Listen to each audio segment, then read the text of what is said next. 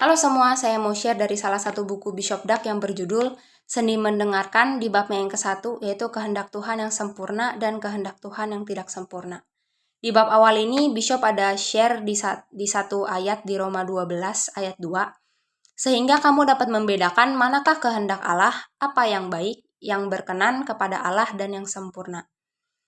Di dalam kekristenan ada satu titik tertentu di mana kita udah bukan lagi ngebedain mana yang baik dan mana yang buruk.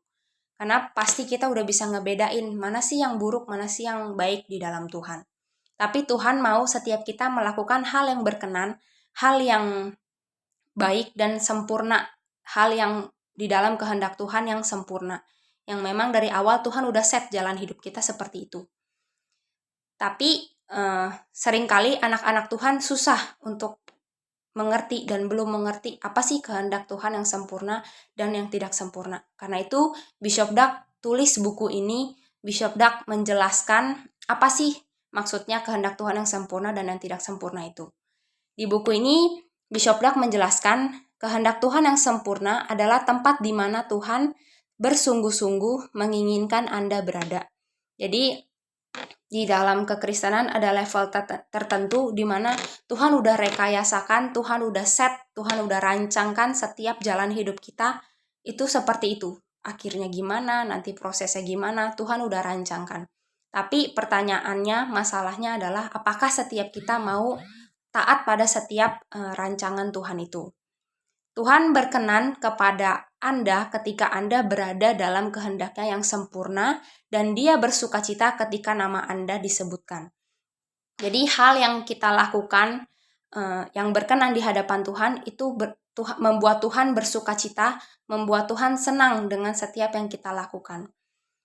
Memang mudah membedakan mana hal yang buruk dan mana hal yang baik. Tapi waktu kita prioritaskan Tuhan, waktu kita memilih untuk melakukan hal yang berkenan di hadapan Tuhan, itu yang membuat hati Tuhan bersukacita.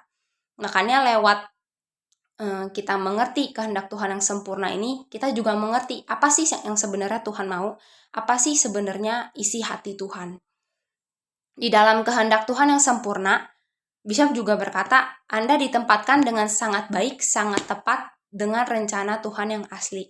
Jadi kita udah di dalam jalan yang benar nih bersama dengan Tuhan. Tapi waktu reaksi kita ini salah, waktu kita ini ternyata yang Tuhan kehendaki beda sama yang kita kehendaki. Yang di bayangan kita, yang kita harapkan seperti apa, ternyata beda sama yang Tuhan mau. Itulah awal dari munculnya kehendak Tuhan yang tidak sempurna.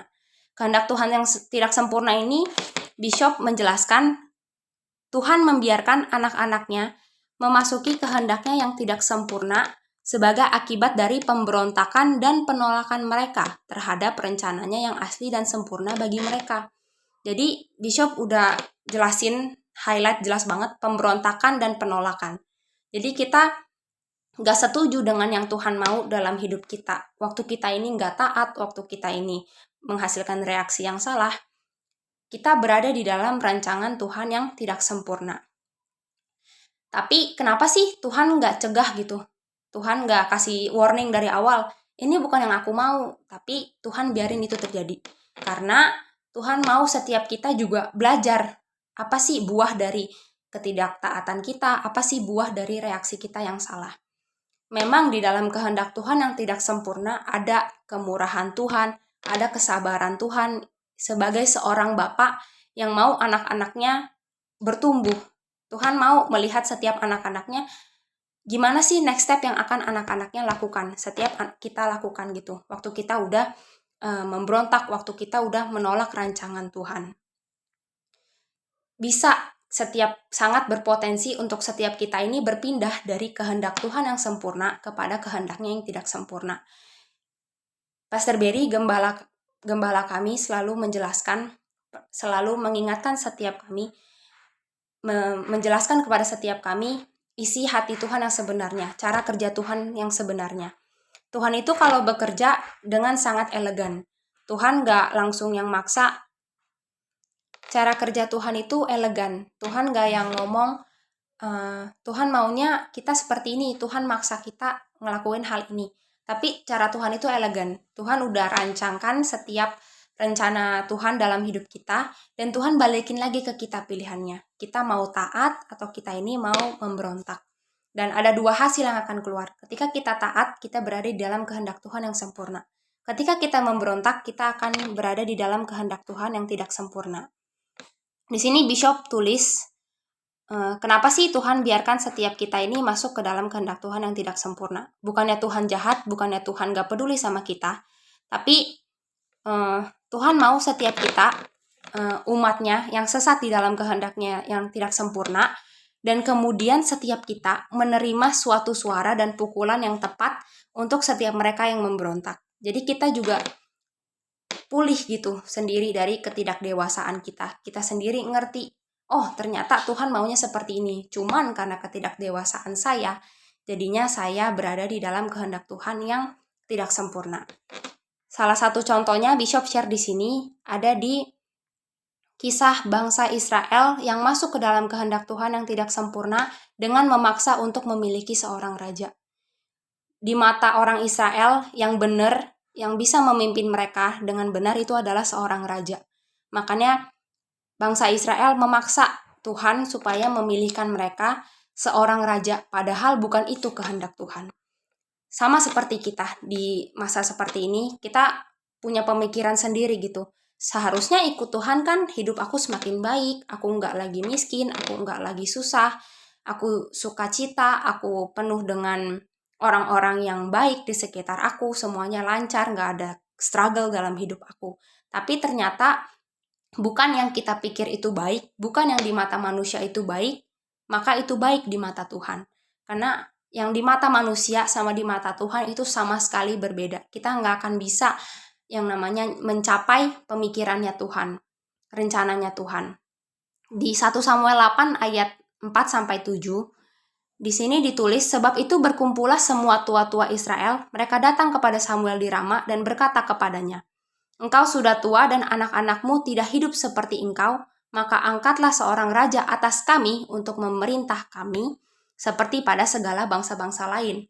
Bangsa Israel ngelihat, kok bangsa lain ada raja yang memerintah, kok di bangsa kita sendiri malah cuma hakim yang memerintah. Udah gitu hakimnya nggak sesuai dengan yang mereka harapkan gitu. Mereka nggak melakukan hal yang baik, justru malah melenceng, melakukan dosa gitu. Dan itulah yang dilihat bangsa Israel. Tapi bangsa Israel nggak ngerti apa yang sebenarnya Tuhan sedang kerjakan.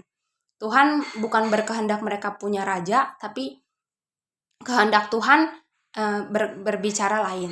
Tapi Tuhan membiarkan supaya bangsa Israel masuk dalam kehendaknya yang tidak sempurna. Waktu di sini ditulis, waktu Samuel berdoa, mereka kan maksa supaya Tuhan ngasih mereka raja. Akhirnya Samuel berdoa ke Tuhan. Dan Tuhan bilang, dengarkanlah perkataan bangsa itu dalam segala hal yang dikatakan mereka kepadamu, sebab bukan engkau yang mereka tolak, tetapi akulah yang mereka tolak, supaya jangan aku menjadi raja atas mereka. Jadi sebenarnya Tuhan mau memerintah sebagai raja, Tuhan sendiri mau memerintah sebagai raja bagi bangsa Israel lewat Samuel dan anak-anaknya. Tapi bangsa Israel maunya terlihat yang secara fisik, mereka maunya punya raja. Makanya Tuhan dengan setiap kesabarannya, dengan setiap kemurahannya, dia membiarkan bangsa Israel masuk ke rancangannya yang kehendak Tuhan yang tidak sempurna. Tapi di balik semua itu, akhirnya bangsa Israel juga bayar harga dengan semua raja-raja yang dipilih gitu ya. Mereka nggak hidup baik, nggak hidup lancar, tapi justru mereka malah hidup menderita. Dan itulah kenapa penting kita harus membedakan mana kehendak Tuhan yang sempurna dan yang tidak sempurna. Sekian yang mau saya share.